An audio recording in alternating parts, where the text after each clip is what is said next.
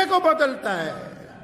تو پیارے نبی حضرت محمد رسول اللہ صلی اللہ علیہ وسلم سے اگر معلوم کریں یا رسول اللہ کون لوگ ہیں جو اس رمضان میں بھی، ایسے کون لوگ ہوں گے جو یہ روزہ رکھنے کے بعد بھی، ایسے کون ہیں جو رمضان کا مہینہ پانے کے بعد بھی، ایسے کون ہیں جو ان مقدس ساعتوں میں آ جانے کے بعد بھی پھر بھی اللہ ان سے راضی نہیں ہے، پھر بھی اللہ ان سے ناراض ہے، پھر بھی ان کی عبادت قبول نہیں ہے، ان کا روزہ قبول نہیں ہے اور ان کی عبادتیں نہیں اللہ تبارک و تعالیٰ مان رہا، ایسے کون لوگ ہیں؟ تو حدیث پاک میں آتا ہے ہاں ایسے بھی ہیں، 4 لوگ ایسے ہیں،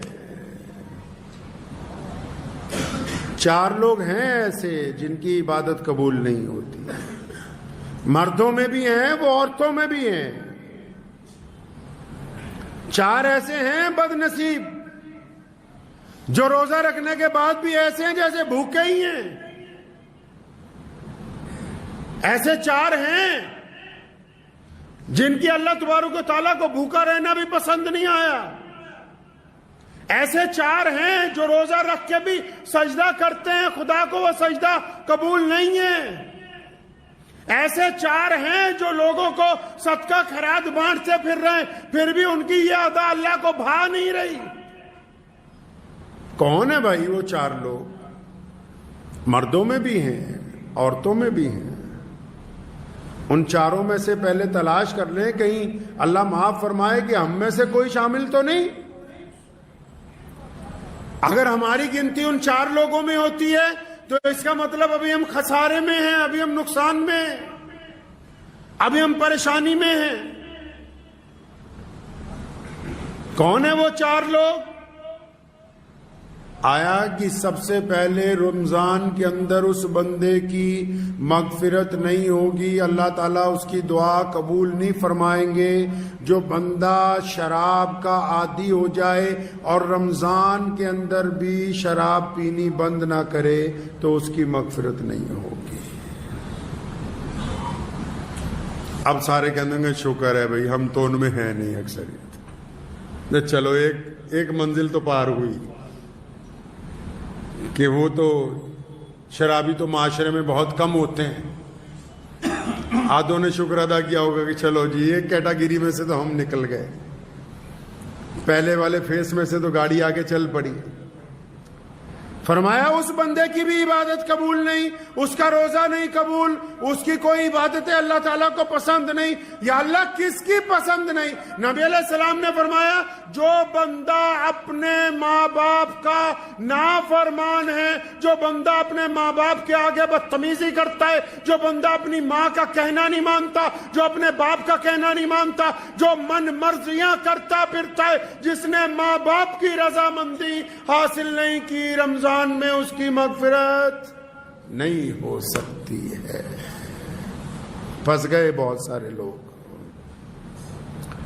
کئیوں کی گاڑی رک گئی ہے، بڑی بدتمیزی کرتے ہیں باپ کے ساتھ، بڑی سخت لہجے میں بولتے ہیں ماں کے ساتھ کہ پتہ نہیں تجھے میں نے روزہ رکھا ہوا ہے. ایسے روزے کا کیا کرنا جو روزہ قبولیت جن سے ہونا ہے، جن کی وجہ سے روزہ قبول ہوگا، جن کے ادب کی وجہ سے روزہ قبول ہوگا، جن کے آگے نظریں جھکانے سے روزہ قبول ہوگا، جن کے پاؤں دبانے سے روزہ قبول ہوگا، تو ان سے بدتمیزی کرتا پھرتا ہے. ایسے بندے کی رمضان میں مغفرت نہیں ہو سکتی ہے. چنگے چنگے لوگ، اچھے اچھے لوگ جو باہر دنیا میں بڑے ولی بنے نظر آتے ہیں، ماں باپ کا احترام نہیں کرتے، اپنے ماں باپ کے پاؤں نہیں دباتے. ایک صاحب تھے بڑے معمولی سے دیندار، اور جو دعا کرتے تھے قبول ہو جاتی تھی، اور حالانکہ کئی گناہ بھی کرتے تھے. تو بڑے حیران ہوئے امام صاحب، پوچھنے لگے تو کرتا ایسا کیا ہے؟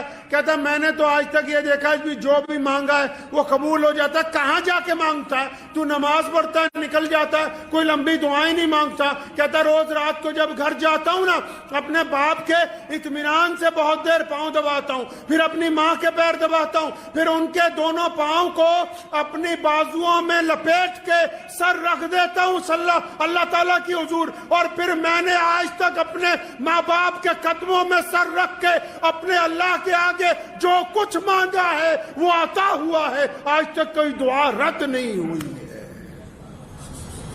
خود پیارے پیغمبر کہیے صلی اللہ علیہ وسلم نے فرمایا کہ اگر میری امی زندہ ہوتی اور بلال تکبیر کہتے میں نماز کے لیے چلا جاتا, مصلی پہ کھڑا ہو جاتا, اور فرمایا میری والدہ آواز مارتی محمد, تو فرمایا میں نماز چھوڑ کے اپنی ماں کے پاس جاتا. اب جو لوگ اس گناہ میں ملوث ہیں رمضان میں بھی, کتنا خوبصورت موقع ہے, کتنے پیارے دن ہیں, کتنی پیاری راتیں, کتنا پیارا ساتھ ہے.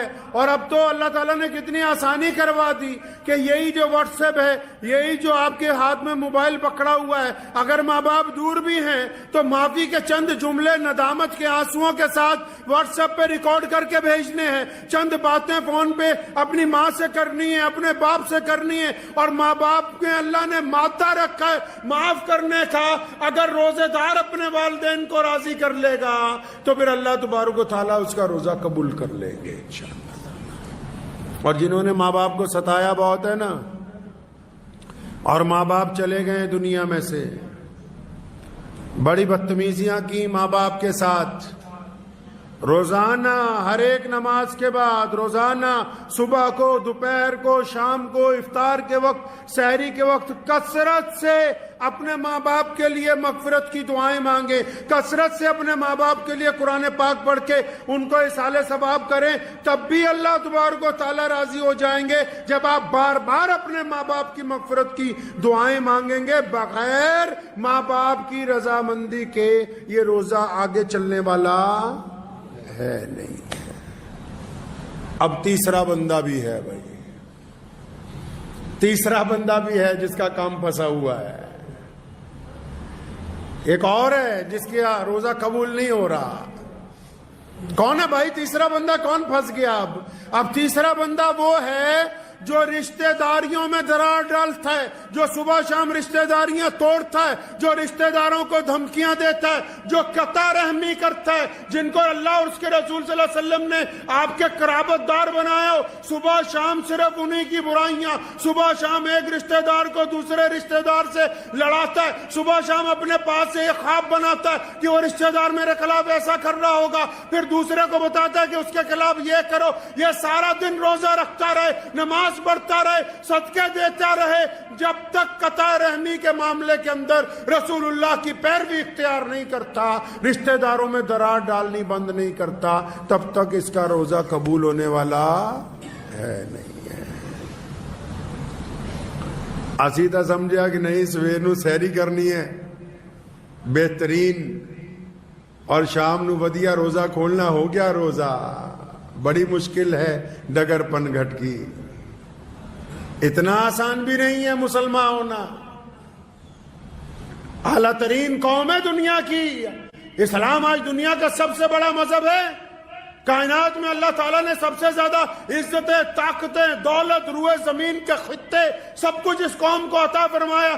ایسے ہی نہیں عطا فرمایا, اللہ تعالیٰ نے اپنے پیارے نبی حضرت محمد رسول اللہ کو صاحب خلق عظیم بنایا. قرآن نے کہا کہ یا رسول اللہ آپ اخلاق میں سب سے اعلیٰ ہیں, اور پھر رسول اللہ نے اپنے اخلاق کو بانٹا پوری کائنات کے اندر. یہ امت اعلیٰ ترین امت اس لیے بنی کیونکہ ان کا کردار سب سے اعلیٰ ہے, اس لیے اللہ تبارک و تعالیٰ نے ان کو پسند فرمایا ہے. چوتھا بندہ بھی ہے, چوتھا تو بہت برا پھنسا ہوا ہے. کئیوں کی گاڑی وہیں رکی ہوئی ہے. چوتھا بھی